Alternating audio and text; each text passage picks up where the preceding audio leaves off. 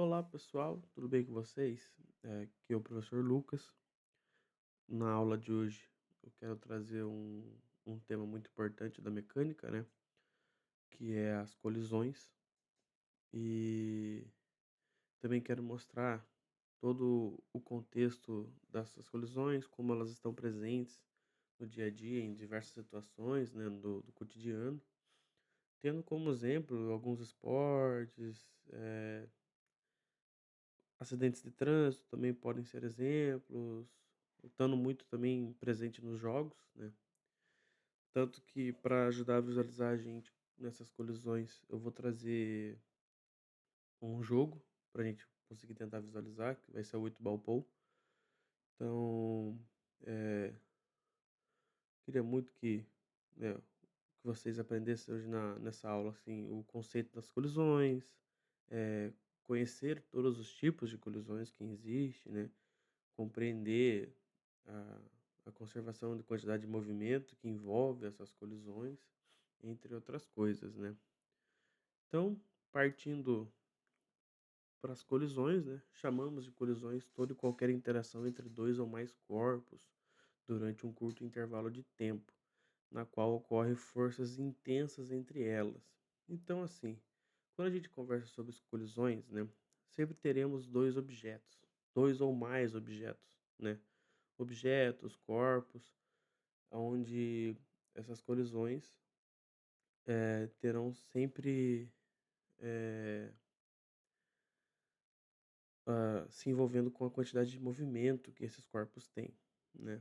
Então, temos como os exemplos, né, 2 bolas de sinuca se chocando, né, ali temos um belo exemplo de colisões entre 2 corpos, uma bola de futebol atingindo uma trave, né.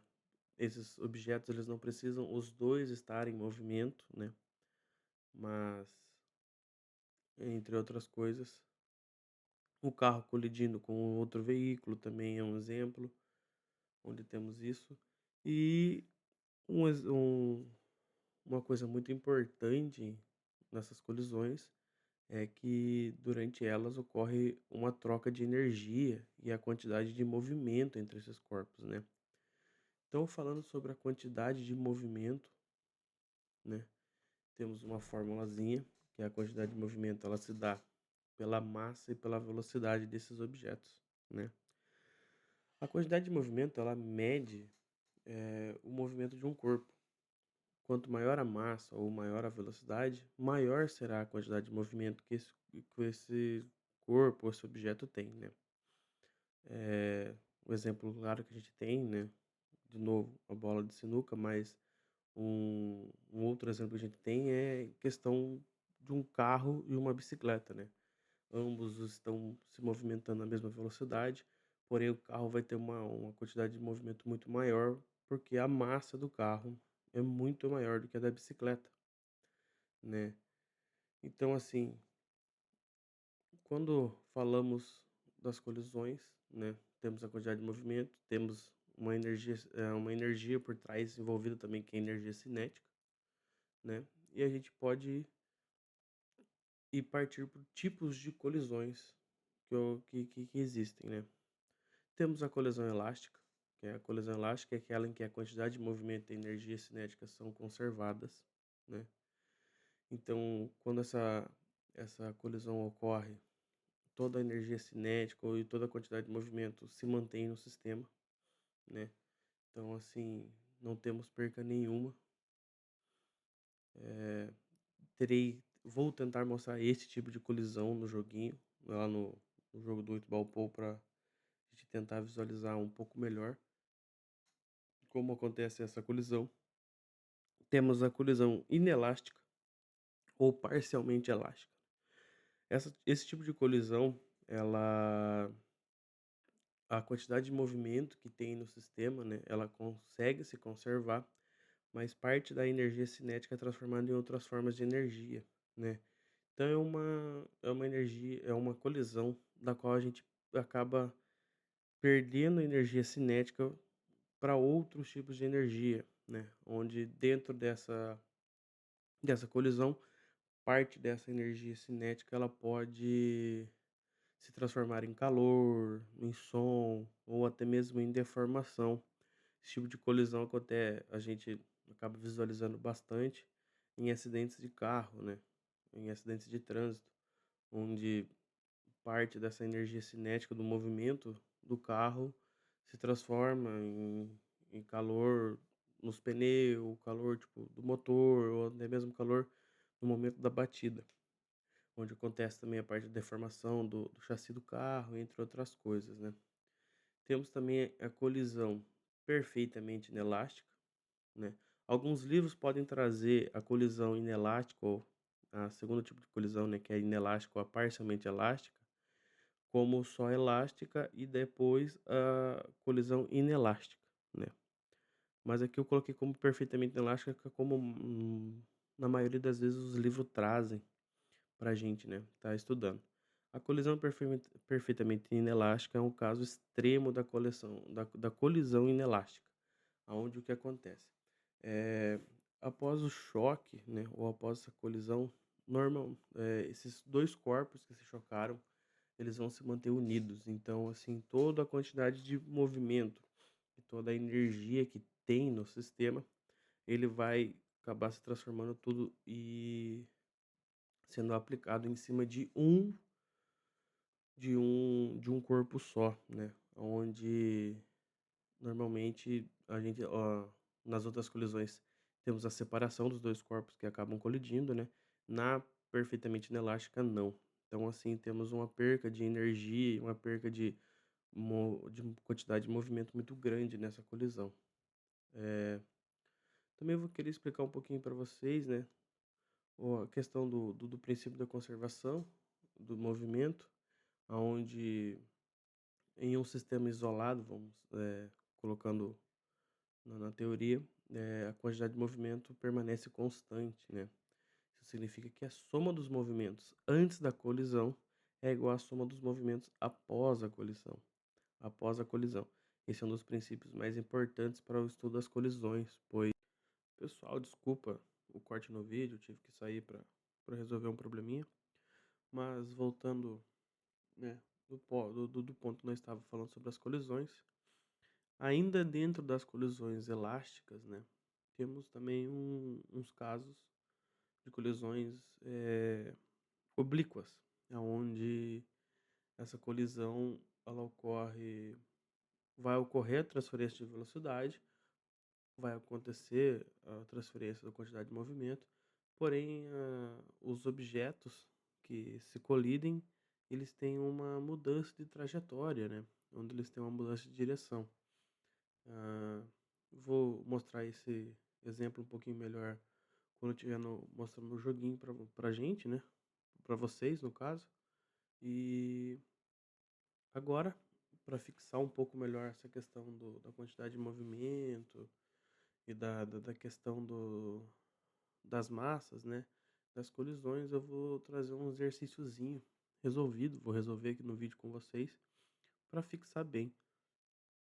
O primeiro exercício vai ser numa colisão elástica, né, onde as massas são iguais e acontece totalmente a transferência, né, no caso da quantidade de movimento de um corpo para o outro, né. Então, temos 2 bolas de sinuca de mesma massa, estão sobre uma mesa. A bola A possui uma velocidade de 4 metros por segundo e a bola B está em repouso, logo não tem velocidade nenhuma. Após a colisão, a bola A para completamente, então a velocidade da bola A zera, né, e a gente quer determinar a velocidade da bola B após a colisão. Então vamos lá, né. Primeiro, a gente tem que lembrar sempre de aplicar a conservação da quantidade de movimento, né, aonde a quantidade de movimento antes da colisão tem que ser igual à quantidade de movimento depois, né. Então nós temos essa fórmula onde temos que a massa, eh, do primeiro corpo, né, do primeiro objeto, ou do objeto A, né, da bola A, vezes a velocidade da bola A, somada à massa do objeto B, no caso, a bola B vezes a velocidade da bola B, tem que ser igual à massa da bola A a velocidade depois da colisão da bola A, mais a massa da bola B, vezes a velocidade da bola depois da colisão da bola B, né.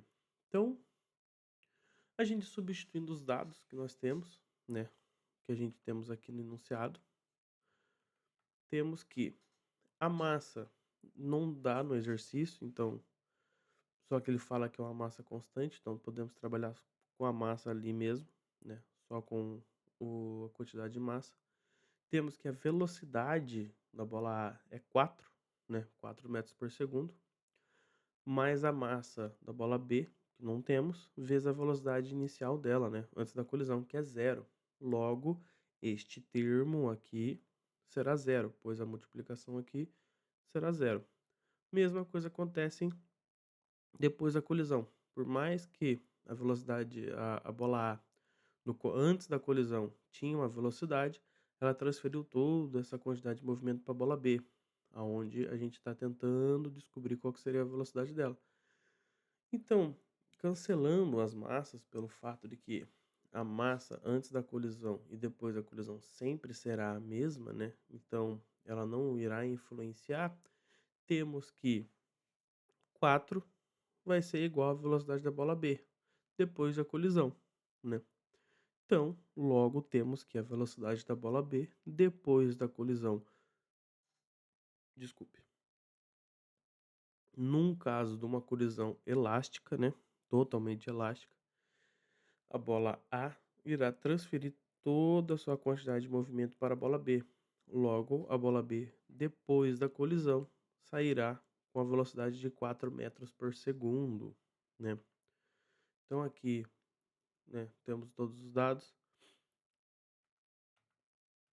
Agora eu vou fazer esse exercício da parcialmente inelástico, depois eu irei pro jogo para mostrar melhor para vocês como acontece, né?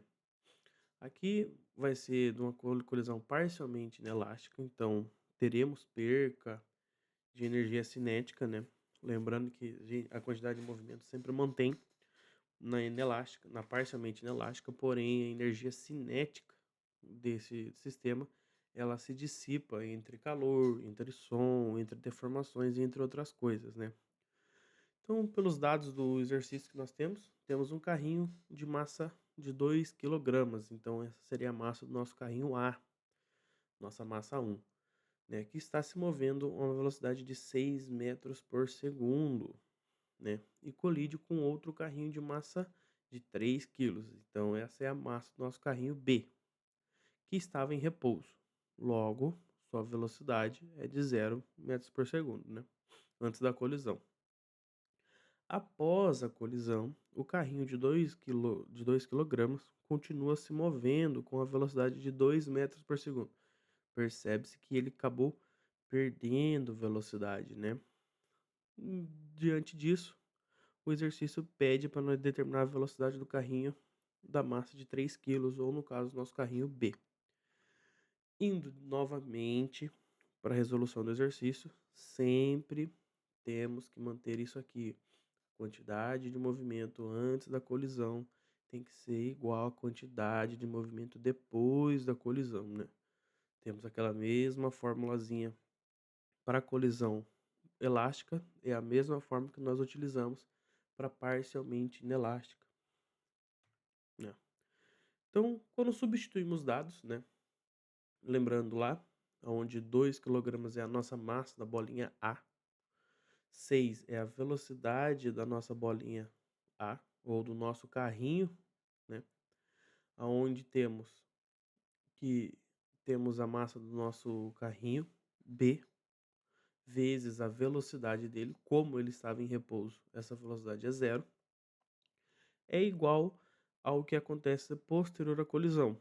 Temos o nosso carrinho de 2 kg, que ele no exercício, né, no enunciado, nos fala que ele continua em movimento, porém a sua velocidade cai para 2 metros por segundo. Então, desculpe, então temos os 2 metros por segundo que se mantém na fórmula, mais os 3 kg da massa do carrinho B, fez a velocidade que nós não temos, né. Agora, fazendo toda a multiplicação, onde temos 2 vezes 6 temos 12, de um lado da igualdade, do outro lado da igualdade temos 2 vezes 2 temos 4, vezes mais 3 vezes a velocidade que a gente precisa encontrar.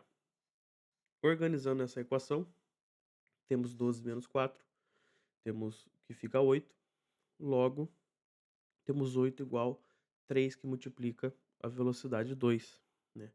Temos que a velocidade 2 é 8 sobre 3, logo temos que a velocidade 2 é aproximadamente 2,6 metros por segundo, né. Para a gente mostrar isso também, podemos tirar uma prova real com a questão da energia cinética, né. Podíamos calcular a a energia cinética do choque que acontece entre elas. E isso vou deixar para uma próxima aula, onde a gente vai falar só de energia cinética, né. Agora vou mostrar no joguinho, né. É um jogo fácil de jogar, é um jogo bem legal, assim, ele consegue demonstrar muito fácil todos os acontecimentos, né. Aqui, num primeiro momento, irei demonstrar uma colisão frontal, né, aonde essas bolinhas, eh, onde a quantidade de movimento do sistema irá se dissipar, ou no caso, irá se transferir entre várias, né. Percebe-se que a bola branca volta para trás pelo fato das outras bolinhas também fazerem a mesma quantidade de movimento, né, ao contrário. Agora irei mostrar uma frontal, né. Naquele mesmo exercício que nós vimos, lembra que quando a velocidade, a bolinha A saiu a 4 metros por segundo, se chocou com a bolinha B, a bolinha B, a bolinha A no caso ficou parada e a bolinha B saiu no movimento, né, saiu com os metros por segundo. Houve-se a transferência de movimento, né. Como o jogo, ele simula como se fosse um jogo na vida real, não temos essa transferência de movimento, não acontece de forma total num sistema fechado, né, aonde a bolinha branca ainda continua se movimentando, né, ela ainda continua com a quantidadezinha mínima de movimento, né, dando a entender que pode ser considerado uma colisão parcialmente inelástica, né. Ó, temos aqui.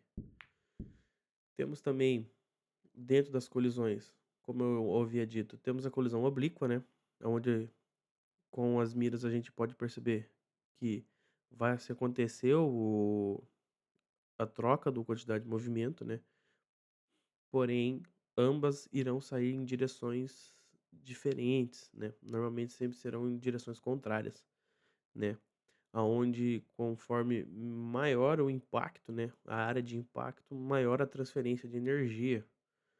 Aqui temos, ó, vou tentar colocar metade de metade da força, onde ambas se movimentaram em direções opostas, né. Dentre todas essas coisas, né, vou começar de novo o joguinho. Dentre todas elas, as colisões, né, no cotidiano nosso, estão muito presentes, né, no fato de que quem gosta de jogar uma sinuca ou num boliche, em acidentes, entre outras coisas, as colisões sempre estão presentes e é um estudo muito importante da física, né. Temos, ó, novamente uma colisão elástica, temos colisões oblíquas.